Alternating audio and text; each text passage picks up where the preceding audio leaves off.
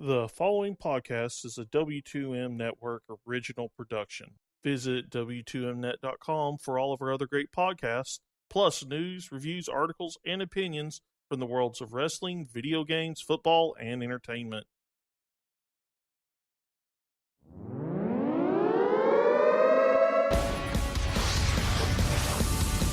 Wrestling to the Max Smackdown Review.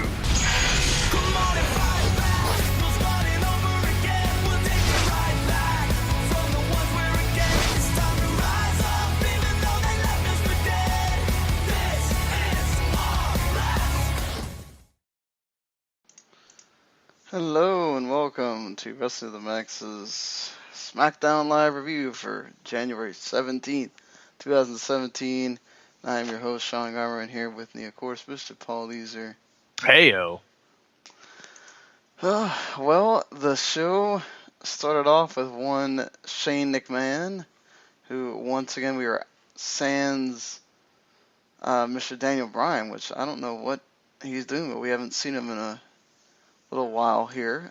They had announced before SmackDown there was going to be some big announcement, and of course this would be concerning the Elimination Chamber, which happens 2 weeks after the Royal Rumble. My goodness.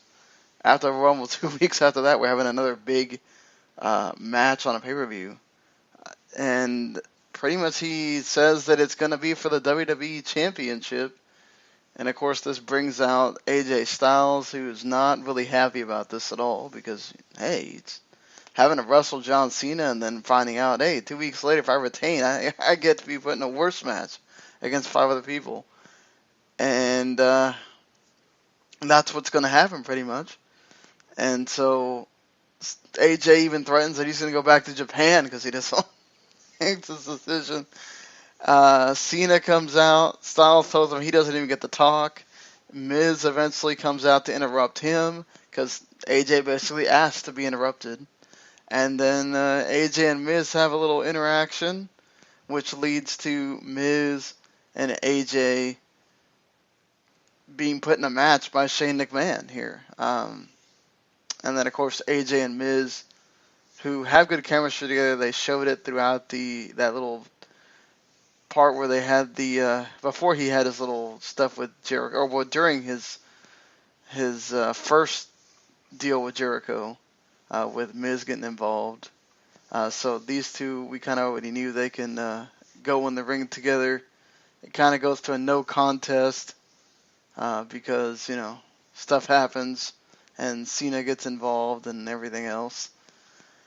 And yeah, that's your sort of opening segment and then going into that first match. Did you enjoy this? Because I was sort of mixed on it. Like AJ was great, and we didn't have to hear Cena go rah rah, which is fine. You need to save that. I thought the Miz was great here too, but I don't know if I really dig them already.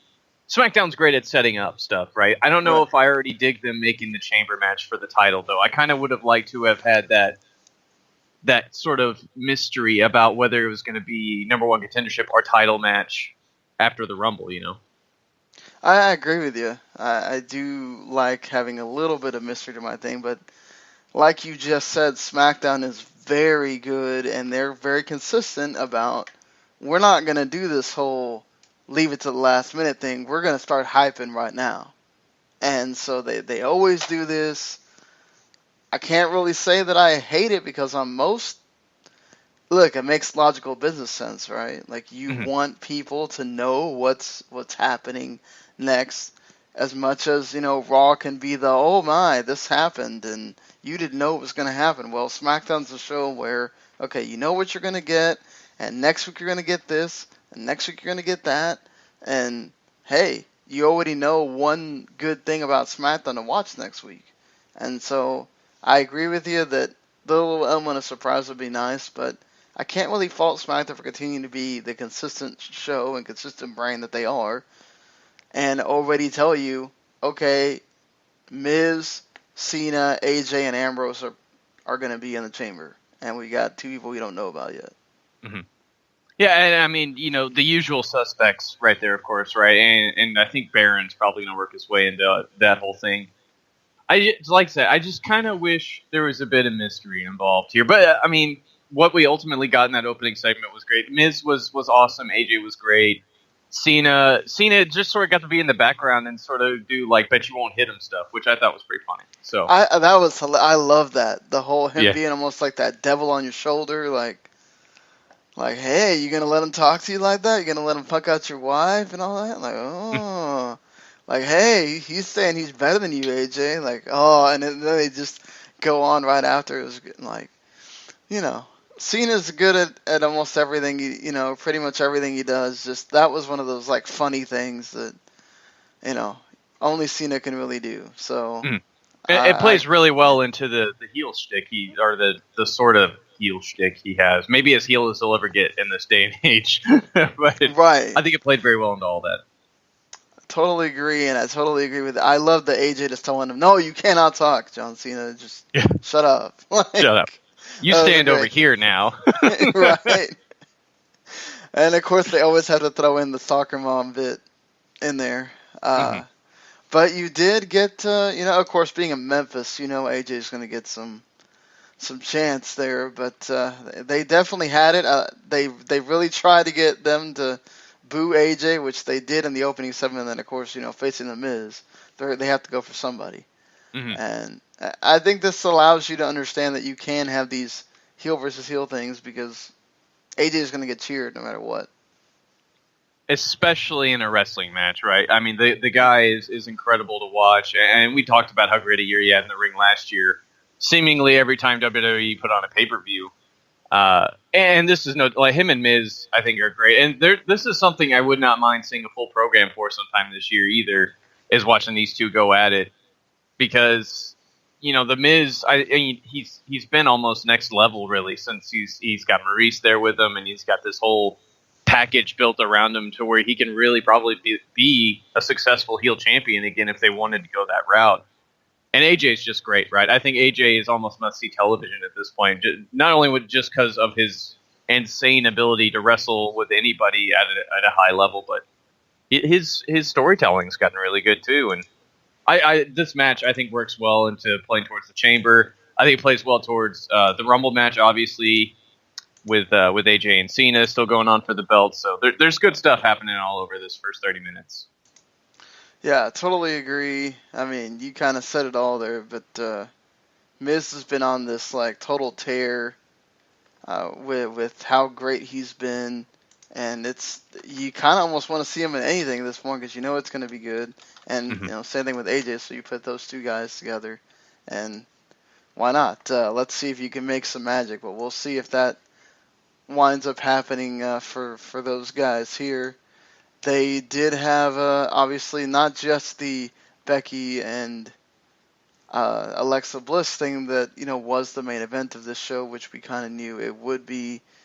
With the cage match and everything. It's either going to start the show or it's going to end the show. They decided to have it end the show. But they had another women's segment with Nikki and Natalya where Nikki's coming out to the ring to kind of call out Natalya. Natalya decides that I'm not having any of that. She just goes she's in the crowd and she's walking backstage. She goes to the merch booth. And she goes, okay, where's Nikki's merchandise? And, it's right there next to John Cena's merchandise. And then she's, oh, my God, my Uncle Brett has merchandise, but I don't.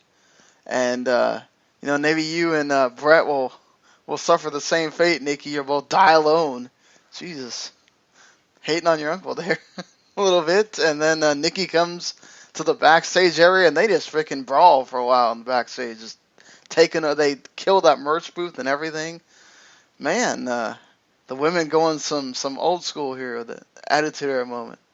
That was my exact thought when I saw this. This is such a wonderful throwback to the Attitude Era with how they're doing this, and the Heat I think is really coming along with this too.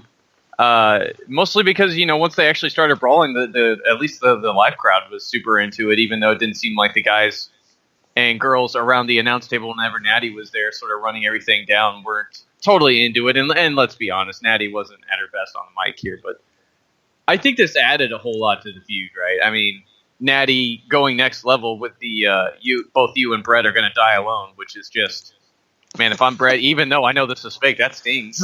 Yeah, right? He's giving that a 4 out of 10. Yeah. I can't add anything on top of that. That's perfect. Yeah, I mean, I've actually dug this feud. I've enjoyed what they've been doing. I mean, it's been kind of short and simple. They haven't had to really do a ton, but it works, you know. And sometimes you don't have to have this overly long thing like you saw in Raw. Just this short thing that kind of keeps it going.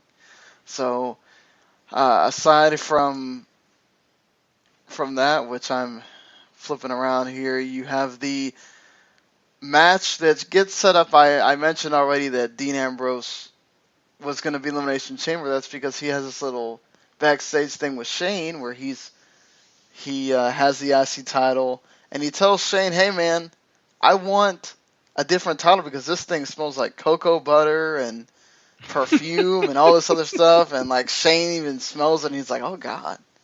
But I can't make another title for you, Ambrose. So let the rumor mill come on that there's going to be some kind of other IC title being made at some point. But you know, Ambrose then he kind of slyly mentions that, "Oh, you went in the Elimination Chamber?" He's like, "Oh yeah, I should be in that match. Yeah, that's right." And then he's like, "Oh, but I want to deal with the Wyatts. You know, they kind of beat me up last week." And he's like, "Oh, you want Bray Wyatt? All right." No. I kind of want the Snake himself. So Randy Orton, Dean Ambrose. You get Randy Orton, Dean Ambrose. This was a good match. The crowd really kind of wasn't too into this. I mean, Memphis can be kind of good or bad sometimes, you know, just period as a crowd over the years.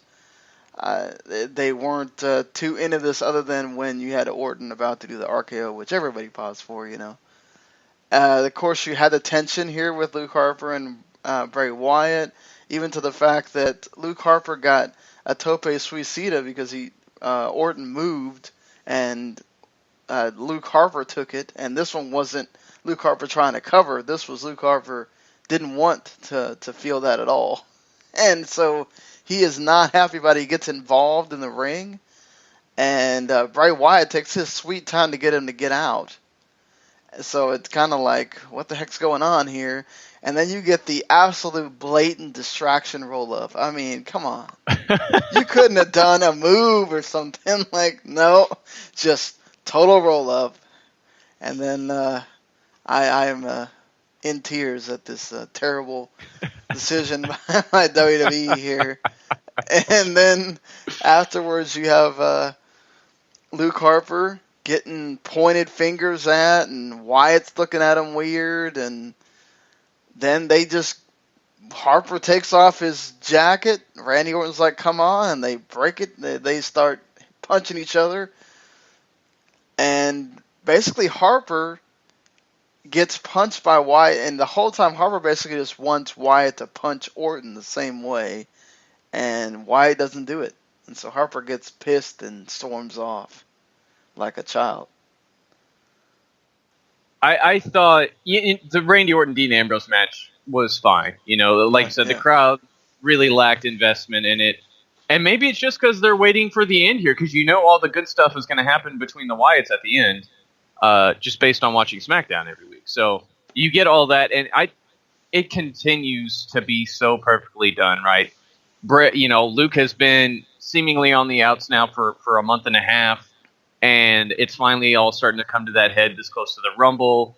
And I loved Bray on Talking Smack. I thought this was an absolutely perfect time to have him on that show. He comes on and he talks about how these two are going to have a match next week, and how they're going to fight it out and just sort of settle it all in the ring so they can go into the Rumble as a unit and win. And I'm so invested in this. I never thought I would be invested in another Randy Orton feud, and it's happened. Hats off to SmackDown.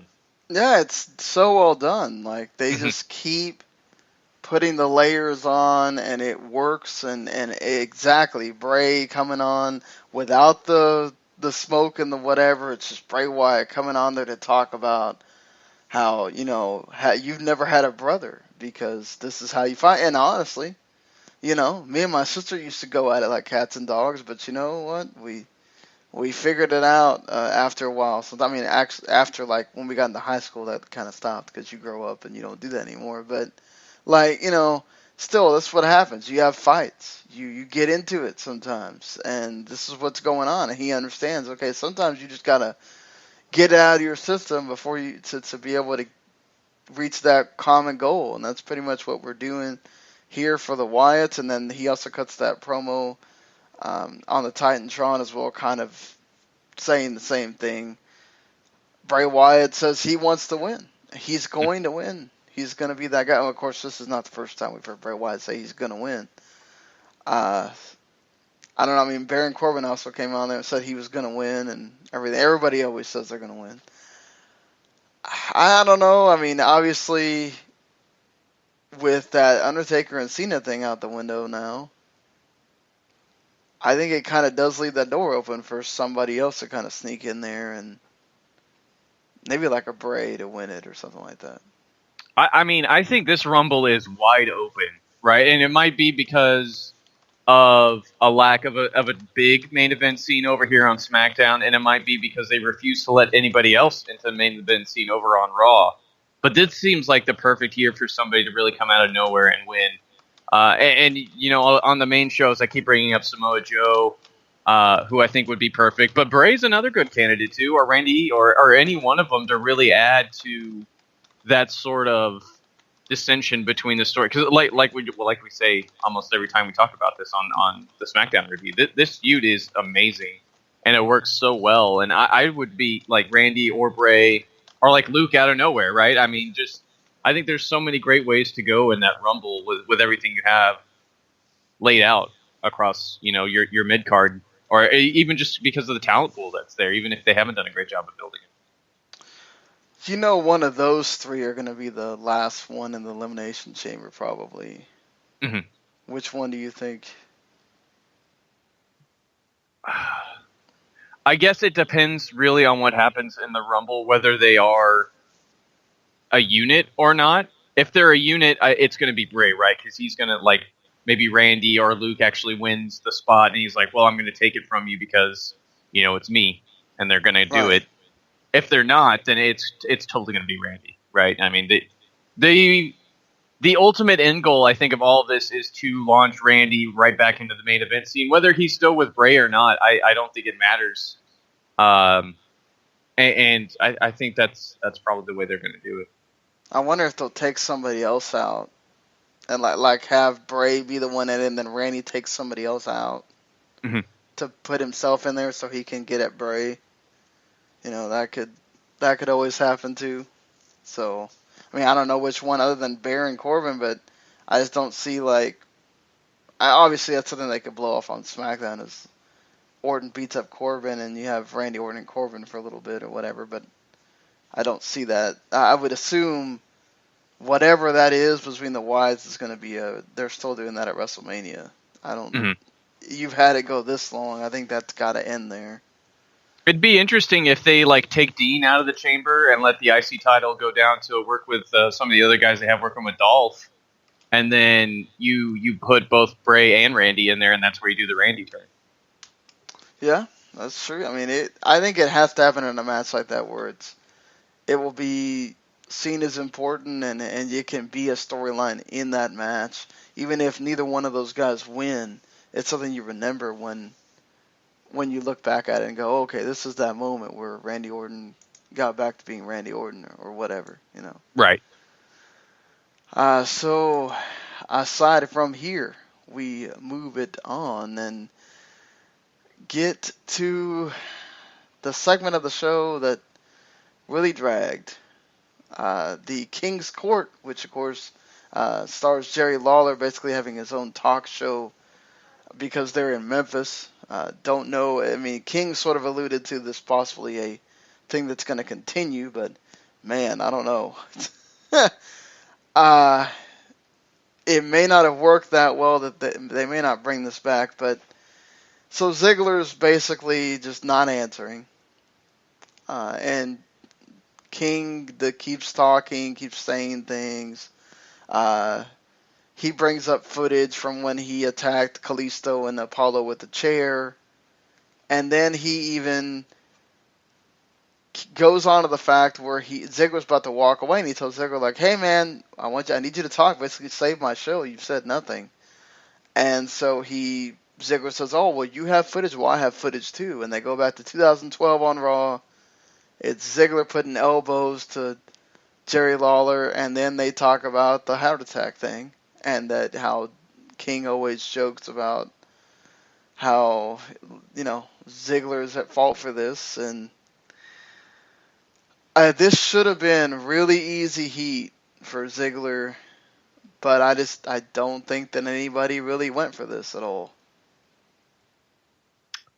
I don't know really what went wrong here, because the execution and the way I think they wanted to go about this, and just the simple idea behind it, I think was all really solid, right? You have Jerry Lawler, sympathetic legend, everybody still loves the guy.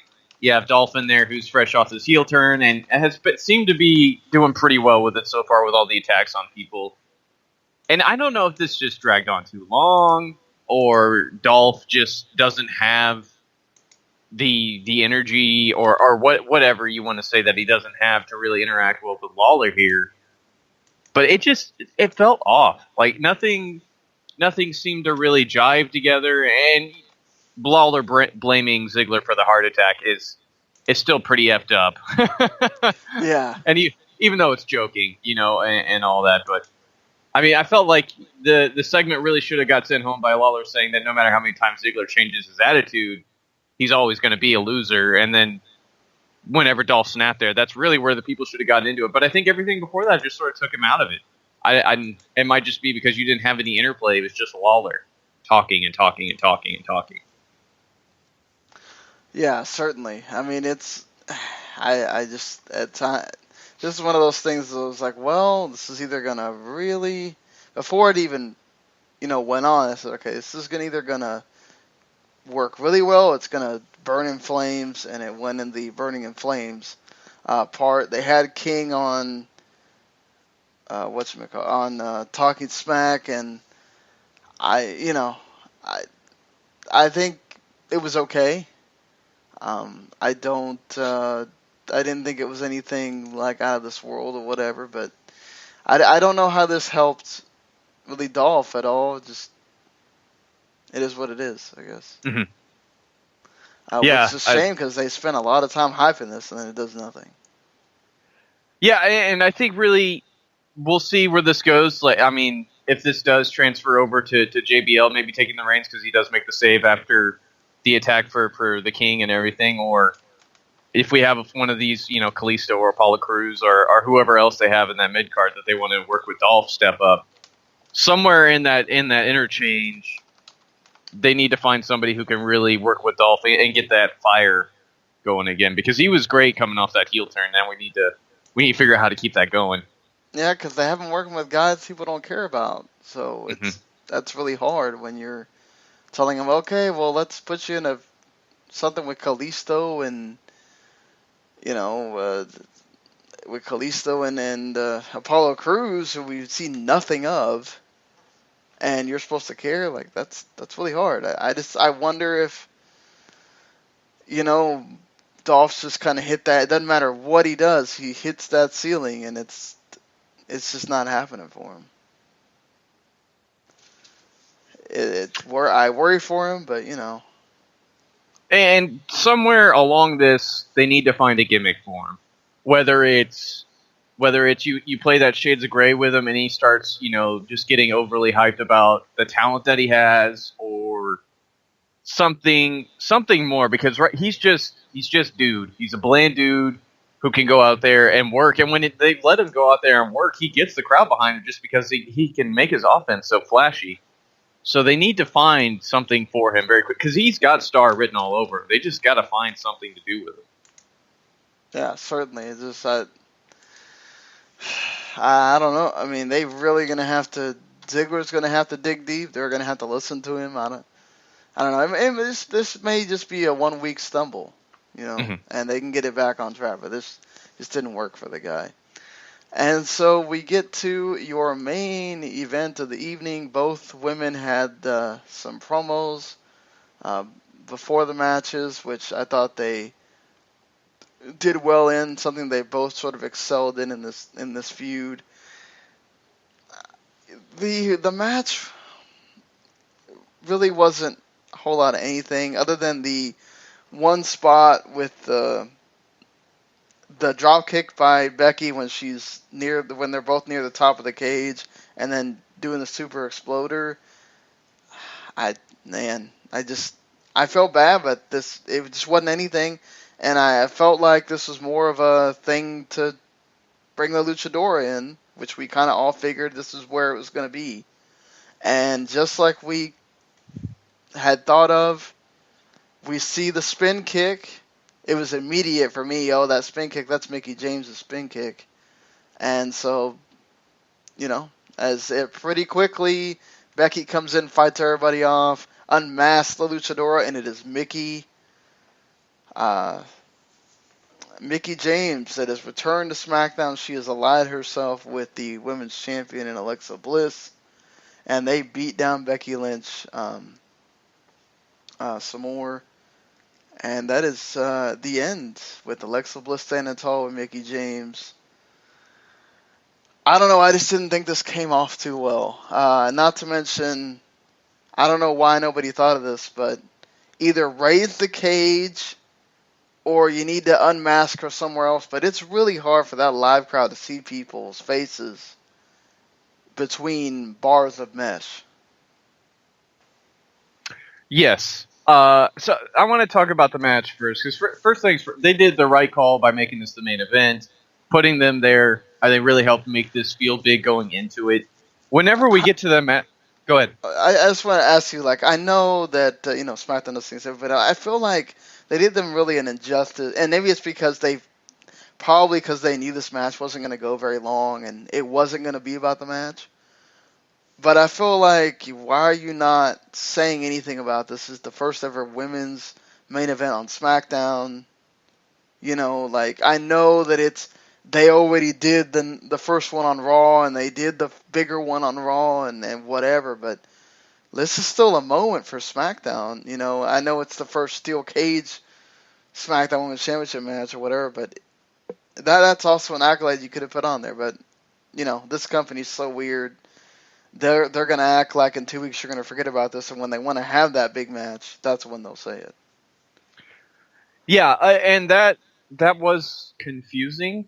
And maybe because they knew this was all to serve to the angle at the end for what they're going to do, but certainly you could have built this up maybe just a hair bit more. Like I said, I thought the main event spot was the right call here. But the match itself, there's not a lot of heat being worked in between them, right? They're just out there doing the regular match and not really taking it to that next level. I think that's where this sort of fell flat for me.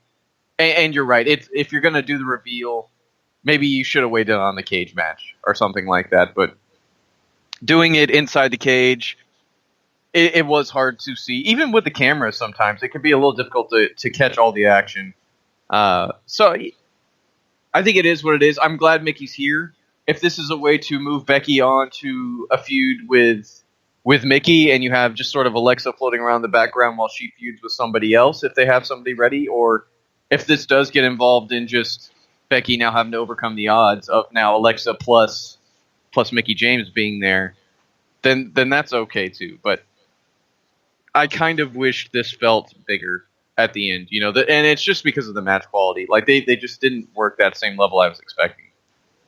Oh yeah, I totally get you. I think it's part of that is also just because they knew this wasn't about the match, right? This wasn't about going out there and having this epic thing for 20 minutes or even 15 minutes and then having the reveal, because they had Luchadora come in there pretty quickly after a while. So it was evident that they were serving this master of revealing Luchador and revealing Mickie and moving on with this and moving on to something else.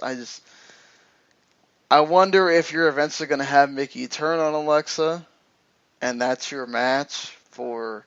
I can't imagine you're going to have two triple threat women's matches or something. I mean, it's possible you could, but I would imagine you're going to have at least one that's a singles just to make it different. And if you're going to have the multi one, which is being rumored around, which is Nia, Bayley, Sasha, and Charlotte for Raw. I would hope you had that. I mean, I guess you could do Becky, Mickey, and Alexa if you wanted to. Mm-hmm.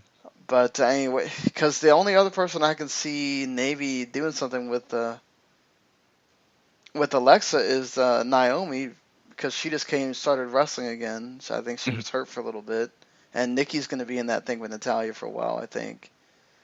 There's really nobody else on SmackDown, because even if Marie comes back, she's a heel. So yeah, and maybe you get a call up sooner than later for SmackDown, but I do question the length of Natty and Nikki, just because they want that belt on Nikki. I think something fierce, and when I'm about 90% confident she's the next one up after Alexa as far as who gets to hold that belt, and maybe you do Alexa and Nikki at Mania and have all that there, and then you do Becky and Mickey in a different singles match.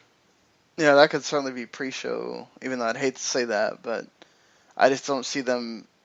I mean, it's quite. Look, I can't say that because they've been trying to be progressive with the women. It's possible you could have 3 women's matches, but I just can't see it when you're going to have a 2-hour pre-show. I could see that being put on the pre-show, probably. Or maybe they only do the Raw women's title defense, and then the SmackDown one just sort of falls by the wayside, and they end up in like a 6-woman tag or something. Yeah, that's possible too. Before we get out of here, one thing I forgot to mention, they did sort of plant seeds for that match that I think we don't want to talk about, but seeds were sort of planted for an AJ and Shane McMahon there. AJ deserves to main event WrestleMania this year, and I know that is a very, very, very long shot, I think, even though he has the Better Book Championship, and honestly the one that means more right now. But everything looks to be like Raw is going to main event with a Universal title, whether it's around Roman's waist or whether it's around Kevin Owens' waist or whoever. They're going to do something big with that belt in the main event, and that's such a shame. But AJ, he deserves a real match, and that's not to say that him and Shane can't put on something that's entertaining. But AJ deserves to be the one in the spotlight and steal the show with some match, even if it's him and John Cena again, main eventing WrestleMania. I would be completely okay with that. I'd be okay if AJ doesn't have some kind of title match if it's him and Undertaker. But I feel like it's going to be. I think we're almost dead set on it's Undertaker and Roman at this point. So that's probably out the window. I'm like you. Like he will him and Shane will have a great match because AJ again can wrestle the broom. Mm-hmm. But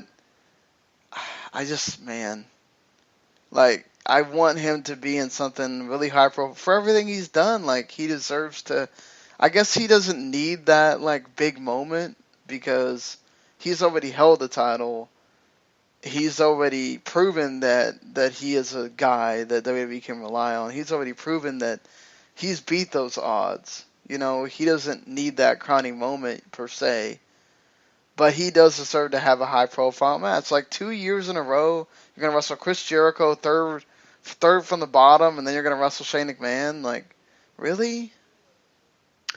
Yeah. I mean, if he somehow walks out of the Rumble with the belt, and I really hope he does, and if he somehow makes it through Elimination Chamber with the belt, I really hope it's Samoa Joe that wins that belt, or wins the Rumble, challenges AJ.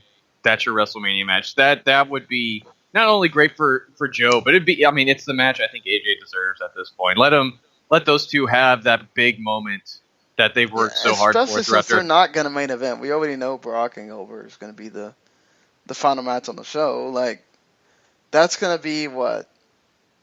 like, third or fourth from the top or something. Mhm. Like, why not? Yeah, I mean, it could be your Punk Jericho from 28. Right. I mean, Yeah. I just don't see why. At that point, like, if you're gonna have him wrestle Shane McMahon, what does it matter if Joe comes in and, or maybe Joe doesn't win? The only thing I would say is that even though they've really dropped it because Daniel Bryan's been off TV, and I wonder if that's why they've had Bryan be off TV too, is so that people can stop thinking about, oh well, the Miz and Bryan are gonna have some kind of match or something. I still feel like there needs to be some kind of payoff to the whole Miz and Bryan. Like, Joe being Bryan's surrogate would be fantastic. But of course, you could do that on SmackDown too. You don't have to. That doesn't have to be at WrestleMania. Or you could do that after WrestleMania too. It doesn't have to be right then. But I do feel like that needs to be paid off at some point. But yeah, I mean, just it doesn't really bother me so much. I just don't want him and Shane McMahon just because it's like, really? You're bringing Shane McMahon in here to... He had a match with The Undertaker, and now he's going to have a match with AJ. It's like... Just, I don't know. I feel like the novelty on Shane is... Obviously, you're not bringing in AJ and Shane to get tickets. But, I just feel like at that point, Shane's novelty is kind of worn off. Like, there's not going to be doing much for people, I think, other than, this is the match where there's going to be crazy stuff happening. I mean, is there really a novelty on Shane anymore at this point? Like, he jumps off the cell. I mean, and maybe it's just me underestimating him too, but I don't see really what more he could do outside of what they did with him and Taker inside the cell at Mania last year. And whatever they decide to do, if Shane even gets a match, I'd really hate it if he does, but if it does end up being him and AJ, like we said, right, it's going to be entertaining. They're going to do something cool. It's just, I don't know. Like, AJ deserves so much better. Ultimately, I guess is what we're trying to get across here. But. Yeah, that's really what we're trying to get across in the end, that he deserves better, but WWE's going to decide what they want, and at the end, I'm sure we're going to be saying something great about that match. And then we're going to, the only thing I would say is if they do let Kurt Angle have that final match, I do think that should go to AJ. But he said he wants to do another match with AJ. Yeah, I mean, I really feel like WWE missing the boat. I get it that, you don't want Kurt Angle dying in your ring or something, but, like, that could literally sell tickets. If you have any tickets left, or you have just people on StubHub wanting to buy tickets, you announce Kurt Angle in his last match ever against AJ, people were buying tickets. So, I would hope WWE would think that that's in their back pocket or whatever, but... With Angle's neck being the way it is, though, and the history the Styles Clash has, do you push that at this point? He doesn't have to do the Clash, though. Yeah, I mean, you could do that, but, like, he's not... He almost broke James Ellsworth's neck, but that's about it. Like, that didn't happen in WWE, so I don't know if you can really push that angle without having somebody that it almost happened to, That'd just be my only concern. And it's not because I think AJ is dangerous in any right, but you have a guy with a history of neck problems in there with a move that could possibly go wrong and bad stuff could happen. It's not like it'd be the first time we've seen somebody almost break their neck at WrestleMania anyways. Haven't they, when they've had matches, they've avoided him using the Clash on Angle, right? Isn't that? Maybe later in TNA, but certainly early on whenever Angle shows up and they did him and AJ, I think, what was it, 2008? Right, yeah. I think they did the Clash. That was obviously before bad stuff went downhill for Kurt, but... Right. Yeah, before it got really bad for him. So, what about a rating here for the SmackDown? Same stuff we always say whenever we watch SmackDown, right? Everything has a point. Everything is building towards something. You have the wonderful Orton, Wyatt, Harper build going on between all of that. You have a title match that ultimately is a little lackluster, but you do get the Mickey reveal, which is cool. And the main event scene is still hot, right? And really the only thing we're missing here as far as champions is American Alpha, and there's always next week for them. So I'm looking 6.5, 7. The matches were great. It's just that main event letdown is going to bug me for a little bit. I'd agree with you. You had some better matches on Raw the previous night, but you had some good stories continuing, some things starting with the Elimination Chamber. People obviously talking about the Rumble, the stuff with the Wyatts again, and Orton has been great. Yeah, I'll go in that 6.5 range. I mean, again, Raw might have gotten it for the matches, but this got it for the story and got the nice reveal and everything else. So SmackDown delivers again, and until next week, everyone, make sure you go subscribe to that WTM Network. You can listen to all the podcasts on WTMNet.com right there through Spreaker if you'd like to do so. Or, you can listen on demand, iTunes, Stitcher, TuneIn, wherever there are podcasts, YouTube. You can listen through there as well. And you can also just go on WTMNet.com for wrestling stuff, video game stuff, all that we do. It is there on the site for you. So until next week, we shall see you later, everybody. Take it easy, guys. The following podcast is a W2M Network original production. Visit W2Mnet.com for all of our other great podcasts, plus news, reviews, articles, and opinions from the worlds of wrestling, video games, football, and entertainment.